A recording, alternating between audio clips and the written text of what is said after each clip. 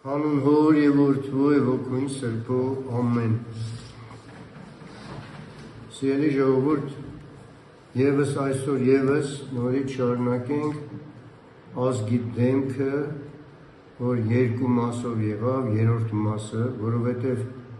հարցեր էին ինձ հղել, ավելի ճիշտ ոչ միայն հարց էր դա,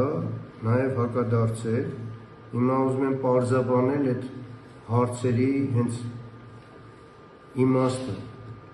որն է ավելի ճշմարիտը։ Նախ հարց առաջին, որ մի քանի տեղից միշտ տվել են, խոսքս վերաբերվում է այս շարժման մասնակիցներին, ովքեր որ քար են նետում կաթողիկոսի գաղափարի վրա և այժմ արդեն իսկ ոչ միայն իրանց վրա, այլ նաև գրեթե բոլոր հոգևորականների վրա։ Հարց առաջին, իրանք օրինակ են բերում, որ Քրիստոսը չվաններով դուրս հանեց տաճարից առ ու ծախ անողներին։ Նաև ասեցին, բա ուրեմն Քրիստոսն էլ էր կախարդության մեղքի մեջ, քանի որ ապստամբությունը կախարդության մեղք ես ասում,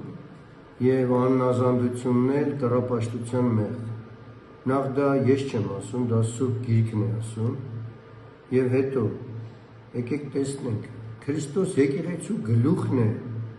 Քրիստոս մշտնջենական քահանայապետն է, Քրիստոս թագավորների թագավորն է և արարիչն է ամբողջ տիեզերքի, և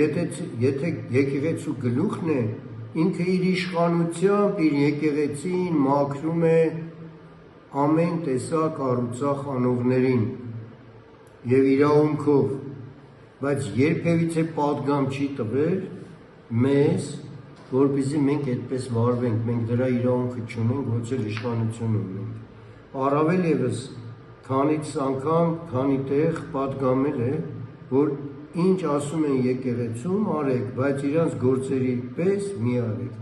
Այսինքն, երբ որ կարգերը ծեսերը կա, որ հոգևորականները անում են, ինչ ասում են, լսում ենք,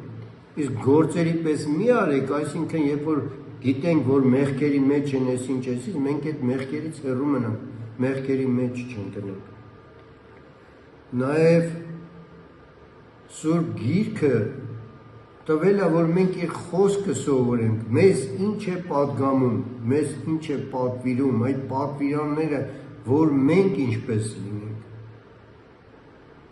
Հայրերը, բոլոր հայրերն են գրում, որ ձեր գործը չի հոգևորականներին դատելը։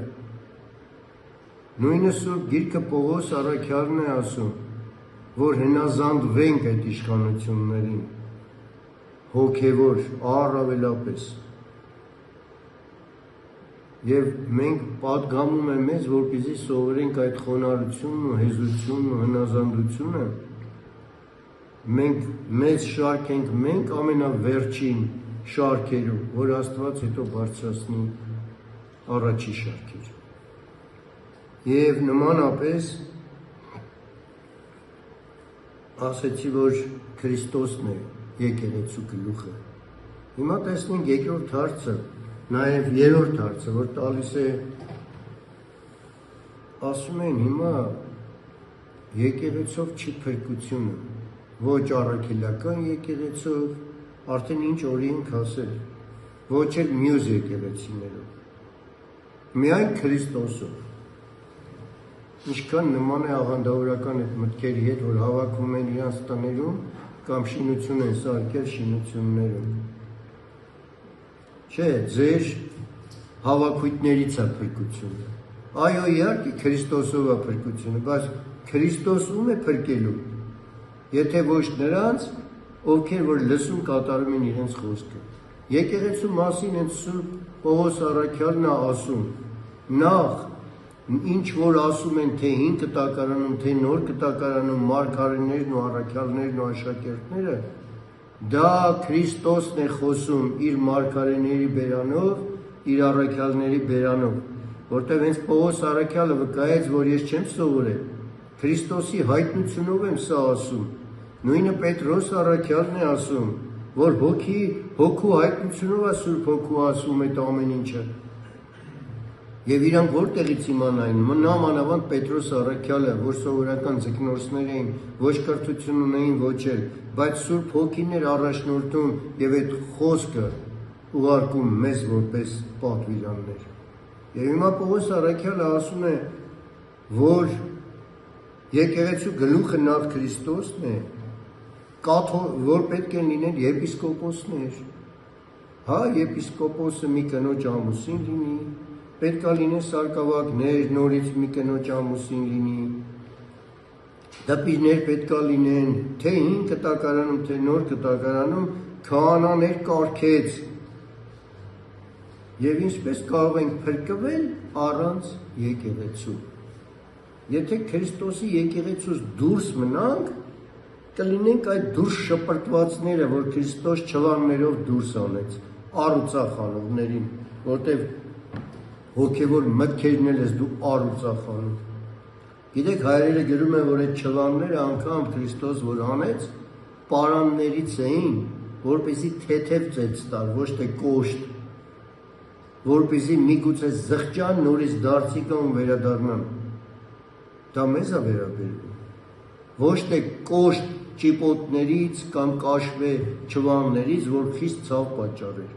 Բայց այսօր դուք ինչ եք անում։ Հարցակվում են շատ կոշտ կոպիտ, բռնցքարելով, քացարելով եկեղեցու տաճարի դռները, այն էլ մայր եկեղեցու, Սուրբ Էջմիածնի աշխարհի առաջին քրիստոնեական տաճարի եւ վայ մեզ։ Եվ մյուս կողմից ինչպես կլինի փրկություն, երբ հենց Քրիստոս օրինակցույց էր տալիս,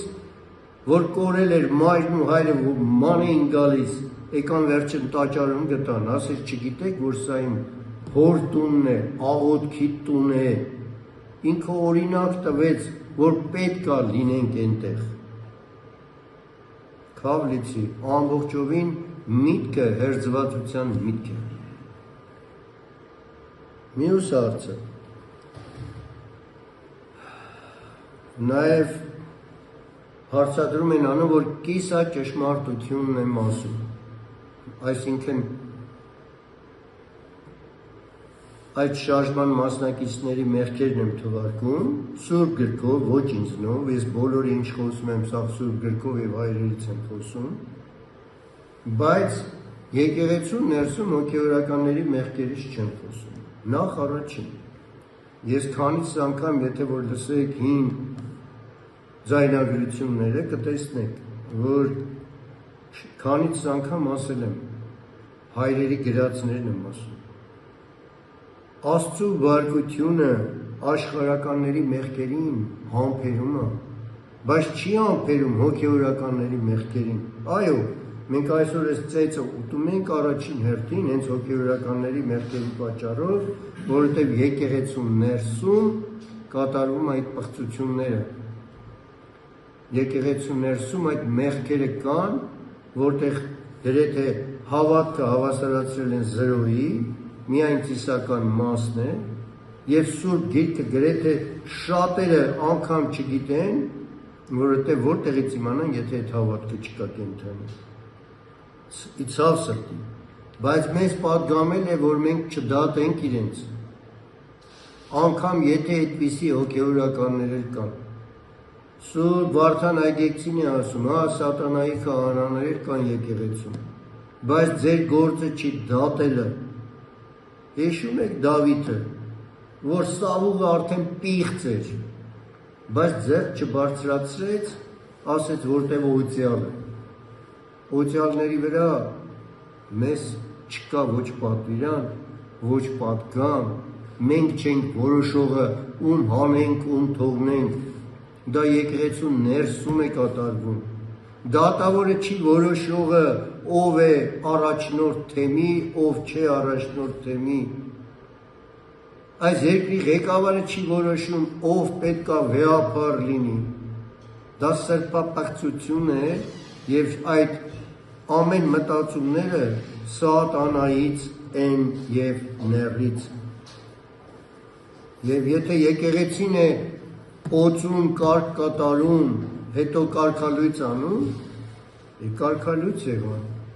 Եթե թվում է ձեզ կարգալիցների մոտ հաղորդություն եք ստանում, ինչ որ օրհնություն եք ստանալու, քավլիցի ընդհակառակը հարվածները լինելու դիվահարության առաջին հերթին հենց տվողի, երկրորդ հերթին վերցնողի։ Գիտեք,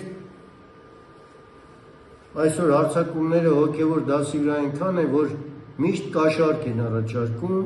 փողով, որ միանային այդ շարժումներին։ Այո, բառից բուն իմաստով եւ դրա համար լուծարվեցին բանակի ծառայողները գնդերեցնելը։ Գիտեք, կարող եք ասել, կաշառք տալն ավելի մեծ մեղք, թե կաշառք վերցնելը։ Կաշառք տալն է, որովհետև սատանան կաշառք տվեց Եվային, օձը, բանսարկու օձը, որտեղ տվողը սատանայի դերն է տանում։ Եվ բնական է, իսկ մարդը մեղավոր երբ որ վերցնում ենք մեղքի մեջ,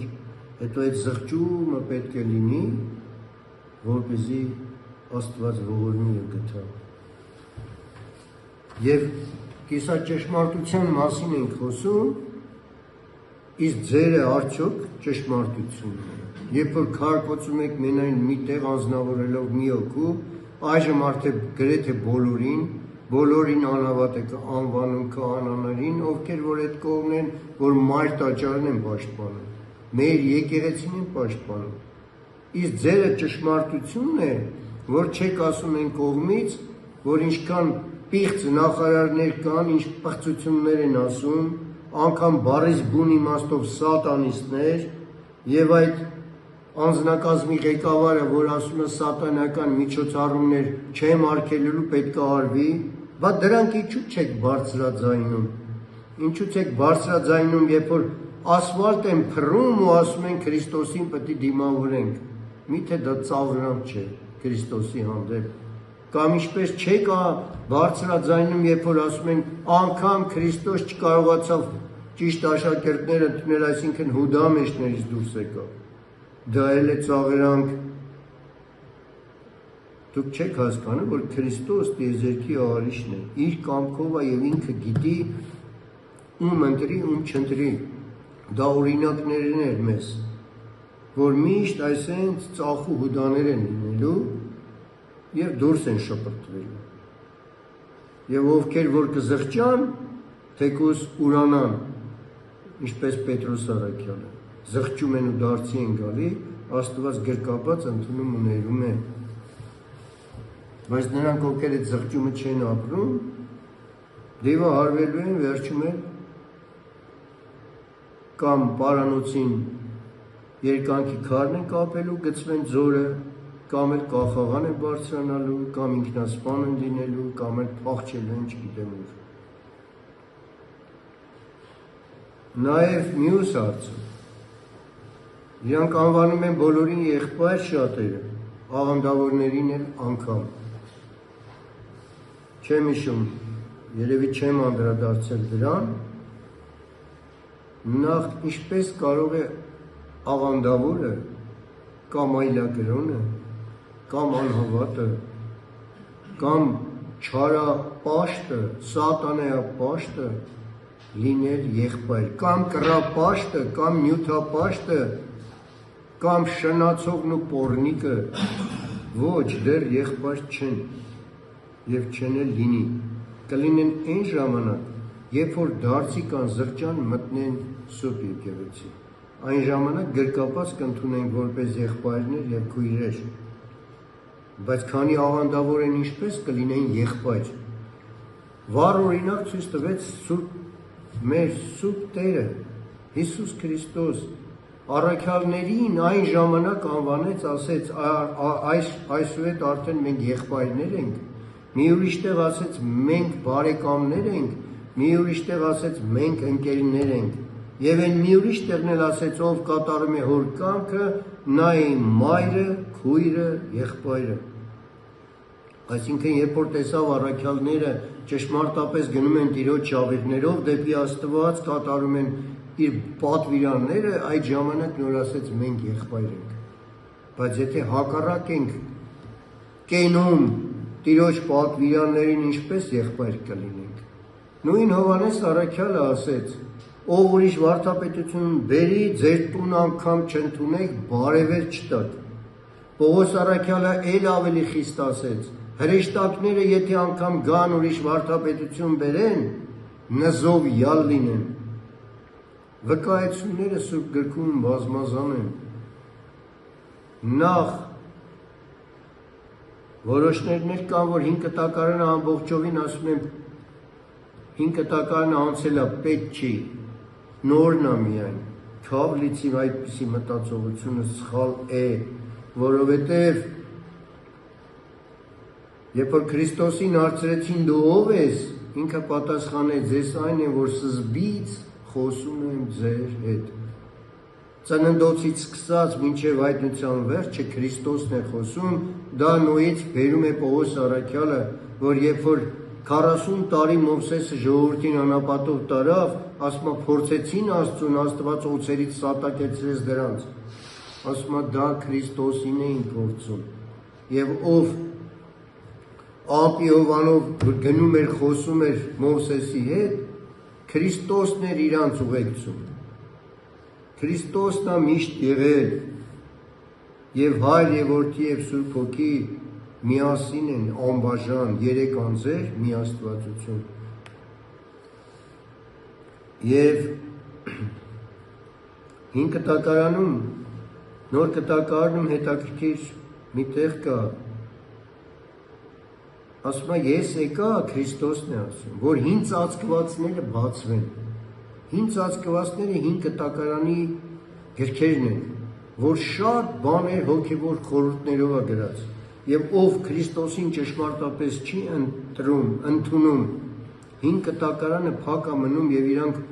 մարմնորեն են հասկանում։ Օրինակ հուդայականությունը, իսլամը, 5 կտակարանում ասում է մտեք այստեղ, մինչև վերջի մանուկ կկոտորեք։ Էս ինչ ազգերին մենք էլ ենք խոսել վաղուց այս թեմայով։ Ազգերի ու այդ ցեղերի անուններն է տալիս։ Եվ այսօր իրանք որ Քրիստոս չունեն, մտնում ու կոտորում են այդ երեխաներին, ինչպես Գազայում եղավ 50,000 երեխա կոտորեցին։ Նույնը նաև մնացածն են, իսլամը, առավել ևս թուրքերն ու ադրբեջանցիները, որ ամենավայրենի բարբարոս ցեղերն են։ Իսկ հիմա որ փորձենք Քրիստոսի որ լույսով մեզ լուսաբանում է, բացատրենք դա ինչ էր։ Երբ որ Քրիստոսով ենք նայում, այդ 5 ծածկվածները բացվում են, երբ որ տալիս է այդ ցեղերի ու ազգերի անունները, ամեն ազգ ու ցեղ մեղքերի էություններ են, որ մենք մեր ներսում նայենք այդ մեղքերը, մինչև մանուկ կոտորենք, որպեսզի պատուղ չտա, նորից չծլի ու ծաղկի այդ արմատը։ Մինչև մանուկ, այսինքն արմատը այդ մեղքի մեր ներսում վերացնեն։ Նույն ձևի 5 կտակարանում հիշում եք, որ ասում էր ակն ընդ ակն, ատամ ընդ ատամ։ Նրանք նույնպես Քրիստոսին չունենալով, ովքեր չունի, վրեժ են լուծում, աչքի տեղ աչքն են հանում, ատամի տեղ ատամը եւ մնացածը։ Բայց երբ որ նոր կտակարանով են գալիս Քրիստոս դա բացում է։ Եթե աչքդ գայթակեցնում է, հանի այն, դա եղավ այդ ակն ընդ ակնը, որովհետև եթե մեր աչքը գայթակեցնում է տեսակ խոսքի, մանավանդ այսօր ֆիլմեր ենք նայում, տարբեր տեսակի բաներ ենք նայում, որ գայթակղում է մեզ, որ գցի մեղքերի մեջ, հանել այդ աչքը նշանակում է, որ չնայենք, որ կտրվենք այդ մեղքից։ Նույնը եւ մնացածը, այդ ամեն բան բացատրվում է Քրիստոսով։ Եվ դրա համար ասեց, ես եկա, որ 5 ծածկվածները բացվեն։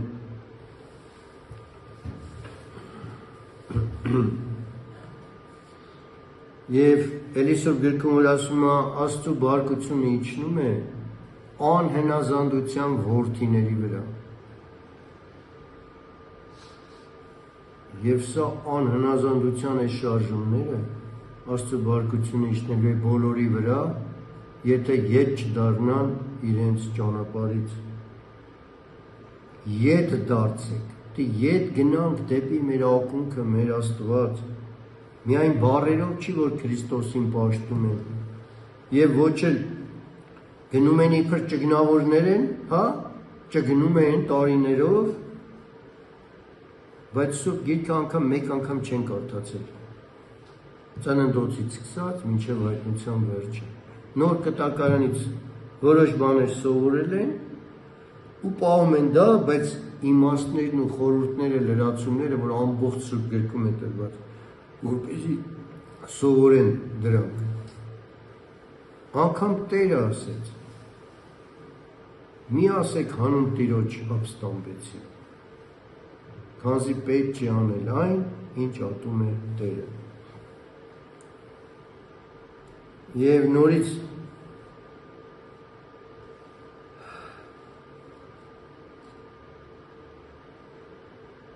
կիսաճշմարտությունից էիք հարցնում էլի, բա ինչի չեք բարձրաձայնում, հա, որ հարցակվեցին անձ են թիրախավոր է, բայց հարցակվեցին այդ մայր տաճարի դռները հայոյանքով բռնցքահարում քացահարում էին, ոտերով կանգնեցնում էին շիրիմների վրա և բռնցքահարում էին դուռը, հայոյանքներով մտան մայր տաճար։ Ինչու չեք բարձրաձայնում, որ ինչպես է շալվարը իջեցնում մայր տաճարի տարածքում, լկտի արածներ են։ Եվ դուք ինչ եք ուզում, բարեփոխեք այդ երեցին, բարեփոխում եք այն երեսփոխանների ասածներով, ովքեր ընդհանրապես հայր մերը կարդացած մեկ անգամ չկան, խաչակնքվում են իրանց պորտերի վրա, որ ոչինչից գաղափար չունեն, որտեղից գաղափար ունենան, երբ որ իրանց մարմնապաշտությամբ են միայն զբաղվում և իրանց անմիտ ուղեղներով։ Ցավալի է, ես ցավով եմ ես 3 անգամներ խոսում այդ թեմայով և վերջինն է սա, որտեղ այս թեմայով էլ ես չեմ խոսելու։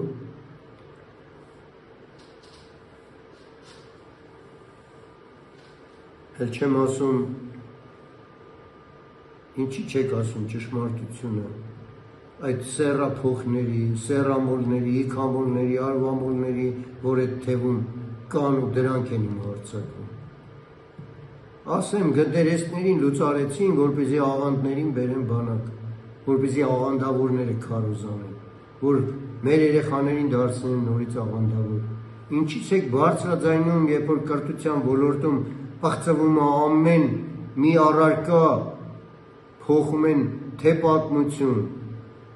հանեցին կրոնը, որպեսզի նորից աղանդներին բերեն, երեխաներին դարձնեն աղանդավոր։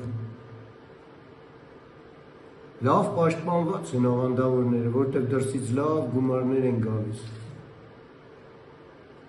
Այո, չարի ուզածը մեր եկեղեցին մաքրելն է։ Եվ մյուս հարցը ուղղափառության համար, որ էլի ցավոք սրտի բարձրաձայնում էին կարգալուց եղած եպիսկոպոս,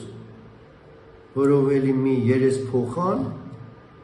մեջ է բերում, որ ընդհանրապես ոչ մի բանից գաղափար չունի, ոչ աշխարհի գործերից, առավել ևս հոգևորից, որ բոլորը զրո են, չգիտես ինչու, ինչ որ առաջնորդը մտնում է եկեղեցի, ինչ որ դարձան հավատացյալներ։ Ոչ, դա չարի հնարքն է, որ մտնեն ու եկեղեցիները պղծեն։ Ուղղափառության մասին մեր եկեղեցին ի սկզբանե միշտ ուղղափառ է։ Պատկերացրեք, որ սկզբից բոլոր եկեղեցիները մի ծառի բնում են, միասին էին բոլորը։ Եվ եկավ 451 թիվը, որ Քաղկեդոնիկ ժողով եղավ, մեր հայրերի ասածով այդ աշխարհակործան Քաղկեդոնիկ ժողովը, եւ ստեղից մի ճյուղ գնաց, առանձնացավ այդ Քաղկեդոնիկ ժողովը։ Մեր եկեղեցին մնաց այդ բնի մեջ, հինը պահեց ամբողջովին և չգնաց այդ ճյուղով, ու այդ ճյուղը տարբեր ճյուղեր սկսեց տալ, անընդհատ գնում էր տարբեր ժողովներ էին անում տիեզերական, եւ ինչ եք կարծում, ով կարող էր շեղվել, եթե բոլորս մի բնի մեջ էինք, մենք մնացել ենք բնի մեջ էթին, ով պետք է շեղվեր, ովքեր գնաց ուրիշ ճյուղեր դարձավ, եւ դրա համար անուն դրել են իրանց ուղղափառ եկեղեցի, Քավլիցի, ուղղափառ չեն, ոչ մի քաղկեդոնիկ եկեղեցի ուղղափառ չէ, ուղղափառը հայ առաքելական եկեղեցին է, եւ ունի քույր եկեղեցիներ, բայց նաեւ նշեմ, եթե հայրերի գրածներով ենք նայում, որտեղ մեր սուրբ հայրերն են, մեծ հայրեր են, Ներսես Շնորհալի, Բարսեղ Կեսարացի, Կապադոկյան այդ մեծ հայրերը, բոլորն են գրում, եթե գինուն ջուր են խառնում, հերձված են, եթե խմորյալ հացից են պատրաստում, հերձված են, այսօր աշխարհում միակ եկեղեցին, որ գինուն ջուր չի խառնում, դա հայ առաքելական ուղղափառ սուրբ եկեղեցին է, ինչից են վախենում ուղղափառ բառից, մենք ենք միայն ուղղափառ, բայց առաքելական են կոչվում սուրբ, առաքելական հայ եկեղեցի, հայ առաքելական սուրբ եկեղեցի, որտեղ երկու առաքյալ հիմնել են, արդեն այդ առաքյալները բավ են, որ մենք ուղղափառ ենք, ինչի երկուսը եղան, էլի սուրբ գրքում ասում է երկուսի վկայությունը ճշմարիտ է, միշտ երկրորդը պետքա վկայի եւ երկու սուրբ առաքյալներ վկայեցին, էլ չեմ ասում, որ Հայաստան աշխարհ 7 առաքյալներ են անցել Հայաստան աշխարհով, ընդհանուր, եւ հետաքրքիր է, որ ընդհանրապես, որ նայում ենք, նորից գիշաճշմարտությունը ձերը չէ, որ անձ եք թիրախավորում, բայց արդեն ձերբակալել են 3 արքեպիսկոպոս, մի եպիսկոպոս, քահանա, եւ չեմ ասում մնացածը։ Դա բարձրաձայն է, բա ինչու չեք ասում։ Միակողմանի քննում։ Հա եկեղեցում կան խնդիրներ, մեղքեր, Աստված դատելու է բոլորին։ Մենք դատավոր չենք, որ օծվածին դատենք։ Աստված կհեռացնի։ Եվ հետաքրքիր մի քանի տեսակ մարդիկ կան, որ մասնակցում են այս շարժումներին, որ ես նայում եւ ուսումնասիրում եմ, ամենաառաջին խոտելիքը, դա ամենասրիկա ամբարիշներն են, այդ նյութապաշտներն ու կռապաշտները, շնացողներն ու պոռնիկները, արվամոլներն ու իքամոլները, դա առաջին ամենախոտելիք այրվելիք մասն է։ Երկրորդ մասը, որոնք որ ընդհանրապես միտք չունեն, անմիտ են, տգետ են, ավելի կոշտ ասեմ, ապուշ են, հենց այդպես, որ ոչինչ չեն հասկանում։ Երրորդ մասը, ովքեր միտք ունեն, բայց կուրացել են, հենց այդ կախարդության մեղքից։ Ինչու, որովհետև որոշները վրեժխնդրության ծառա ունեն հենց անձի հանդեպ,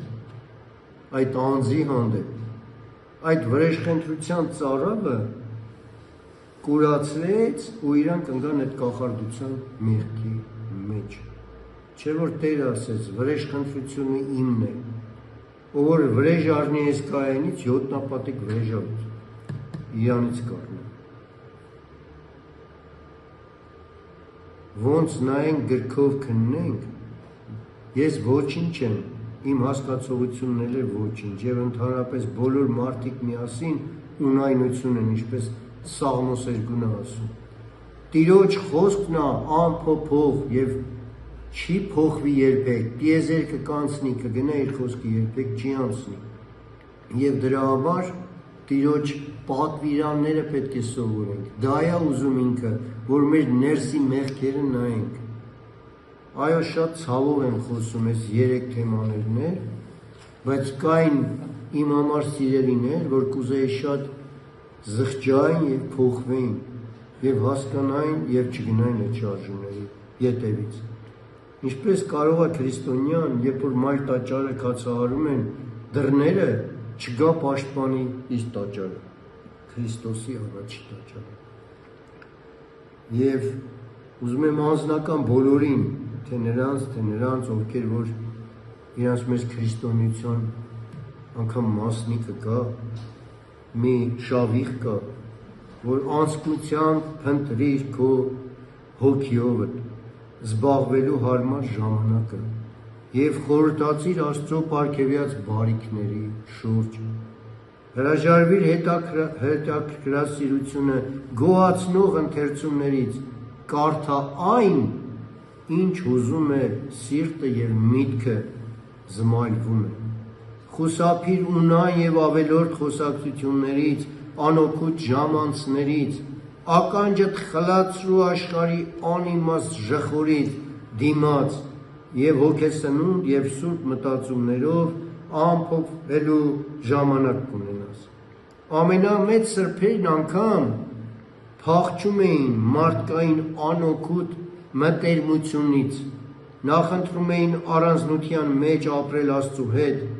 Մեկն ասել է. ամեն անգամ, երբ մարդկանց ընկերության մեջ եմ գտնվել,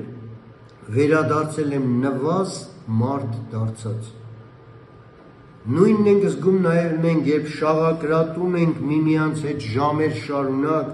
ավելի հեշտ է ընդհանրապես լռել, քան խոսել եւ չափ դնել ասածին։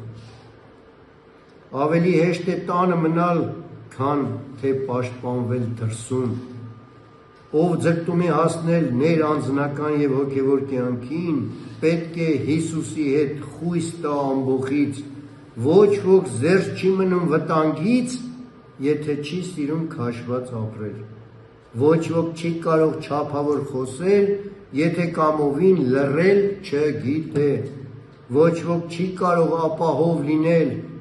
առաջնակարգ դիրքերում,